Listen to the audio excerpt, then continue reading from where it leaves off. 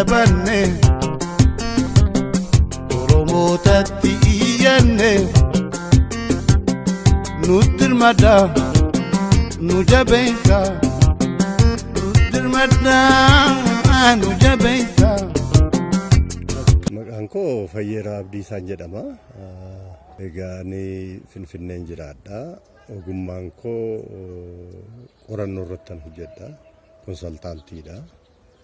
Kanaaf oraa biratti immoo tola ooltummaatiinan erga dhufee asitti hundaa'ee warra hundeesse keessaa lammaffaa warra galmeesse keessaa anis miseensa tokkodha. Akkuma miseensa tokkootti dhaaba kooti. Dhaaba akka haaraatti galmeessine Finfinnee keessatti jechuudha. Ergasiitii egaa tola ooltummaatiin faanuma bu'eetaniinan gargaaraa jira. Beekumsa kootiin qorannoodhaan bulchiinsaan haala jiru tokko tokkoon immoo akkaataa itti qunnamtii irrattis jabaatee adeemu walqunnamtii biyya alaa wajjiniinis gargaarsa godhee deeggaraan jira. Tole ulfaadha. Mee amma haaluma Oromiyaan keessa jirtu beekamaadha. Garuu namni inni keessa taa'ee arguuf madaa isaa dhandhamee arguu fi qonyonyaan isaatti dhaga'amuuf inni addunyaarra jiru callisee miidiyaarraa dhaga'u walii galgari. Haala amma Oromiyaan keessa jirtu attamitti ibsitu? Dhuguma isinitti immoo Oromiyaan rakkoo hamaa keessadha jirti. Karaa tokko dhibee namtolcheetu rakkina keessa buusee jira. Karaa lama immoo dhibeema uumamaatu rakkina keessa buusee jira. Keessumaayyuu bara darbee dhibeen uumamaa uummata keenya baay'ee gaaga'ee beelli jira, gogiinsi jira. Inni gara baha Oromiyaa fi kibba baha Oromiyaa irratti baay'ee hammaachaa waan tureef oraan yeroo sanattis akkasuma rakkoo uummata keenya bira qaqqabuuf halkaniif guyyaa tattaafachaa ture. Tattaafateeras gargaarsa uummanni keenya biyya alaa biyya keessaas dirmataniin qaqqabuu danda'eera. Karaa namtolchee garuu walumaa galatti waraanatu jira, du'atu jira, rakkootu jira. Uummata keenya qunnamuun akka garaa fiiganii deemanii bira gahuun rakkoo hamaatu jira. Kuni har'as eengadda duubaas rakkooma kanatu muddamee jira biyyittiin.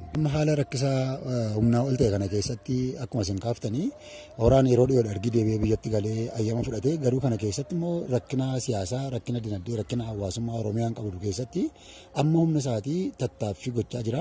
Mee amma yaadattan lafoota oraan itti bubu'ee fi lafanni qaqqabee waan oraan hojjechaa jiru gurruma namoota nu dhaggeeffatanii akka buufnuu fi ishee kanarraatti immoo isheetu waa dubbattaniin barbaada. Oraan ergaa biyyatti deebi'ee seera biyya kanaatiin galmaa'ee akka haaraatti jalqabeeti sochii adda addaa godhee jira. Akkuma maqaasaa Oromoo Relief Association akkuma jedhamu waldaa gargaarsa Oromooti. Iddoo balaan namtolchee fi uumaa jiru kanarratti dafee qaqqabuudhaan tarkaanfii gurguddaa fudhateera. Tarkaanfii gurguddaa fudhate keessaa jalqabuma yeroo jalqabu bara 2019 yeruma jalqabu sana uummata keenya warra Hararii buqqa'ee naannoo Finfinnee qubatan sabbataa jiran sandaafaa jiran gargaarsaan bira dhaabbateera. Achi uummata keenya warra walitti bu'insaan manni isaanii jalaa gubate qe'ee isaaniirraa buqqaan kan akka Matakkal, Dabaaxee, Horroo Guduruu keessaa Kiramuu, Walloo keessaa Baatee warra akkasii kana rakkoo jiruun maallaqa argateetiin bira qaqqabee bira dhaabbateera. Isaa darbee immoo haalli uummanni keenya keessa jiru goginsaan goofandimii dhaabbilee biyya alaa jiran oraa deeggaran, oraa Jarman, oraa UK, oraa Kanaadaa, oraa Awustiraaliyaa warra kana oraa Noorweey walitti qindeessuutiin akka isaan wal bira dhaabbatanii oraan illee jabaatee gargaarsa uummata isaa akka qaqqabu gochuutti bobba'ee isaaniin illee horii buuseeti dhagaa kan inni uummata keenya gargaaraa jiru. Uummanni keenya karaa kana hundumaa gargaaramuu hin danda'amu. Garuu hamma danda'ame iddoo uummanni hambiraa dhaabbileen biraa qaqqabuu hin dandeenyetti oraan cabsee galeetidha gargaaraa jira amma. Yeroo ammaa kana beela yeroo darbee gogiinsaan kan ka'e uummanni keenya horii buusee Walloo, Booranaa, Horroo Guduruu, Amuruu akka qaqqabsiifamu tahamee jira, gargaaramee jira.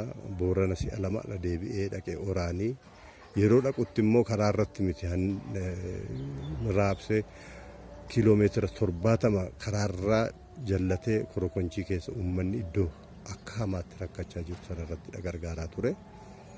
Gargaarsa sana qaqqabsiisee ammas otoo jirru kanaan yeroo gabaabaa keessatti muddee fi onkoloolessa kana keessa uummanni keenya lixa Wallaggaa aanaa Beegii fi aanaa Qondaalaa keessumaayyuu rakkoo busee hamaatiin uummanni dhumaa ijaa jiruuf keessumaayyuu daa'imman waggaa 5 gadi busee dandamachuu dadhabanii beellis ijaa jiruuf uummanni sun waraana keessa ijaa jiruuf qotatee qabeenyi isaa ijaa jalaa dhumee fi hojjechuu ijaa hin dandeenyee fi beelarras bu'ee ture isaaniin qaqqabsiisutti oraan jalqaba handhaqee uummata sana gargaare oraadha.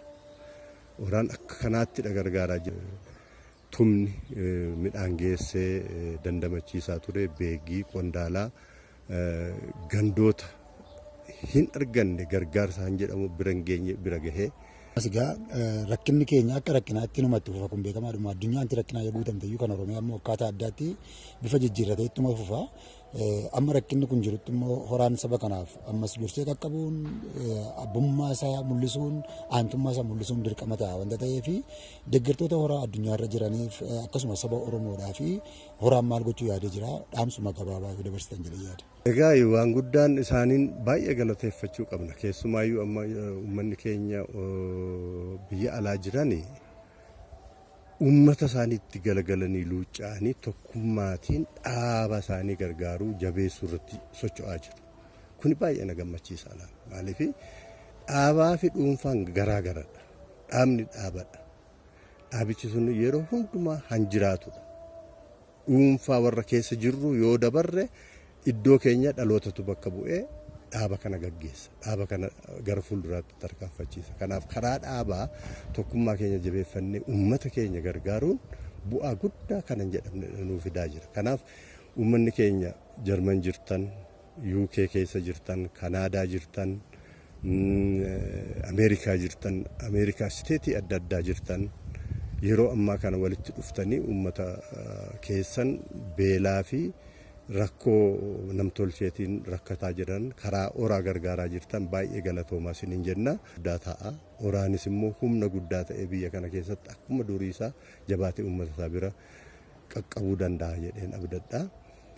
Isa kana keessatti egaa oraayyuu waan oraa dhaabbata keessatti warri jiran hawaasonni immoo jiru. Hawaasni uummata Oromoo.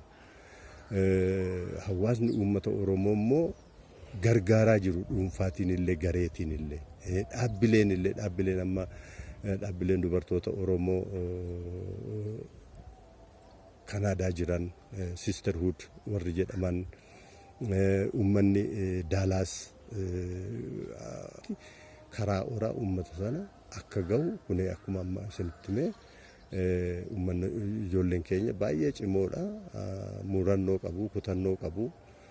Itti deemanii otoo waraanni jiru, otoo rakkoon beelli jiru, otoo rakkinni jiru itti deemanii uummata isaanii gargaaraa jiru. Kunis abdii guddaadha unuufis akka dhaabaattis oraan jabaatee uummata isaa bira dhaabbachaa akka jiru kan mirkaneessudha kun. Fadhamee dhumarratti achumaan dhaamsa hin hafa jettanii yaaddan of keessaa qabdan akkasiin dhaamta nan barbaada. Amma toora isa amma deemamee deebi'e keessatti qaamni akkaataa addaatti warra bakkeedha alan gargaare tokko jira. Fakkeenyaaf waldaan guutuu wangeelaa Gullallee amma humna isaanii nutumsaniiru.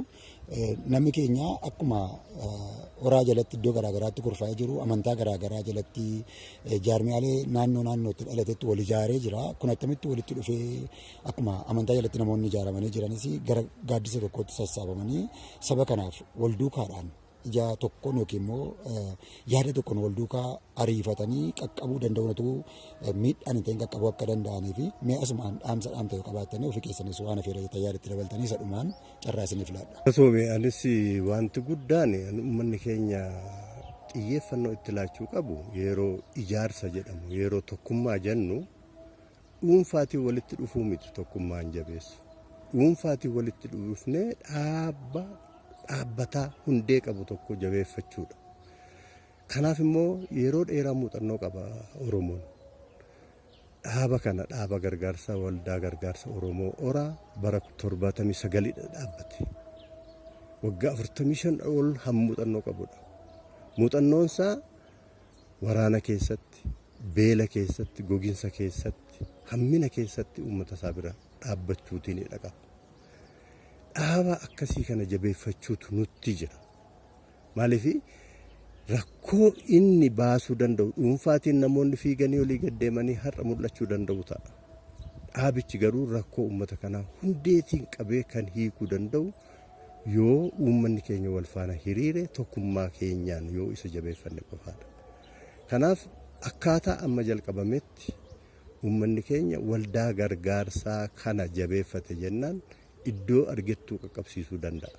Galatoomii fayyaa ta'aa isinis jiraadha. Carraa kana naa laattanii uummata koof yaada koo akka dabarfadhuuf galatooma.